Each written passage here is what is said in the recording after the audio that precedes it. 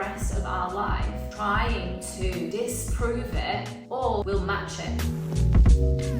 Hello my loves! I'm back and today speaking into something really big and also really common, and that is women holding the belief that you're too much or you're too difficult. And this can often come about if you spent your childhood years being told by your caregivers, your parents or your teachers at school that you're difficult, that the way that you behave is difficult or the things that you say is difficult. So you create a story that you're too much for people. And over time, if you hear people and adults saying that to you long enough, there comes a point where there's a high chance that you start to believe it yourself.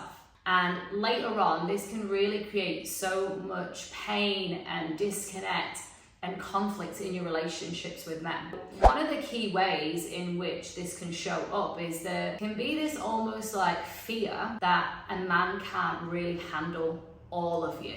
So you kind of hold back and you don't really share all aspects of you. You only share the things that you think the good girl behaviors. And that creating of a holding back and only showing a certain type of way is like this people-pleasing dynamic, right? Where you're only going to do the things that you think that he wants you to do, or say the things that you think that he would like, do everything that he says. The holding back in really showing true aspects of yourself, the things that you deem that you'll be judged for, or that you think he will believe that you're difficult or say that you're difficult for, actually hold back on intimacy. You actually hold back on him seeing the whole spectrum of you. The things that make you mad, the things that really frustrate you, the things that you or society has deemed as being bitchy. All of those aspects of you which are like they're true, they're there, you know? If it's thought or if it's a feeling that it's here and it's the truth for now anyway.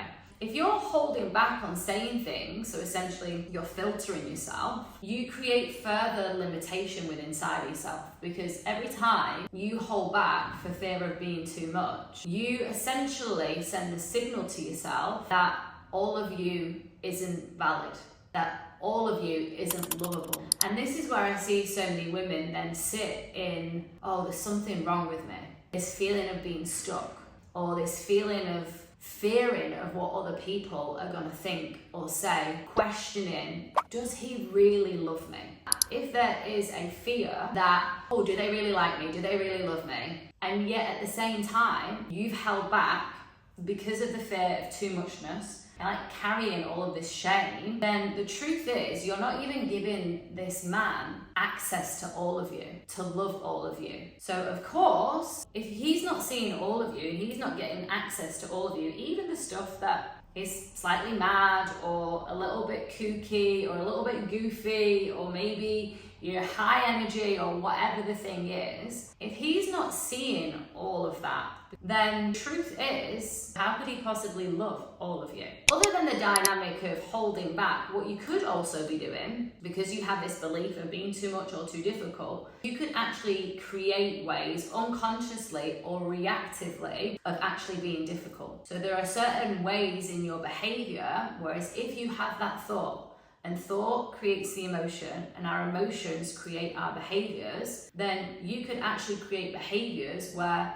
there are times where you're being difficult. In a conversation or an argument where you're highly debating or creating an argument for no reason, hands up, this is definitely something that I did. I wouldn't really share the thing that was on my heart that was causing me pain, and I'd choose something really surface level to actually spark an argument from. And that's really difficult because that person doesn't even understand the true reason why I was being reactive. And maybe this is something that you can relate to as well. Because if we're holding a story about ourselves, the likelihood is we'll either spend the rest of our life trying to disprove it, or equally we'll match it because it's a deep belief.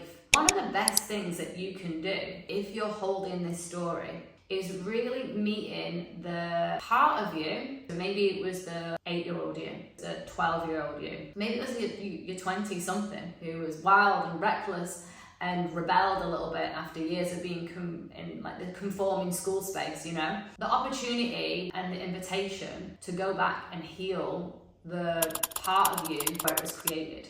The inner child work to really support and be with the girl who did something that someone disapproved of and was vilified for it, or was shamed for it, or was wronged for it.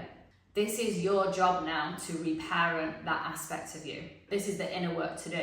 So this might look like journaling and creating a ritual or a ceremony to be with her. One of the things that I love to do is to journal and visualize her and just spend a few moments just really getting into inquiry with what it is that she wanted, what it is that she needed, what it was that she wanted to express. Maybe she wanted to be mad. Maybe mad back then was seen as difficult. Again, this is a true story for me because I was moody all the time. I was seen as difficult. What I really wanted to do was be really, really angry and just allow that anger to express itself. So really sitting with what the emotion that was created and never really got a chance to be there, be with it, and just allowing yourself to be with it. You don't need to sit in it, you don't need to stay in it, you don't need to be in fear of the emotion, but the most important thing is that you just allow what was true for her to be true and give her full validation.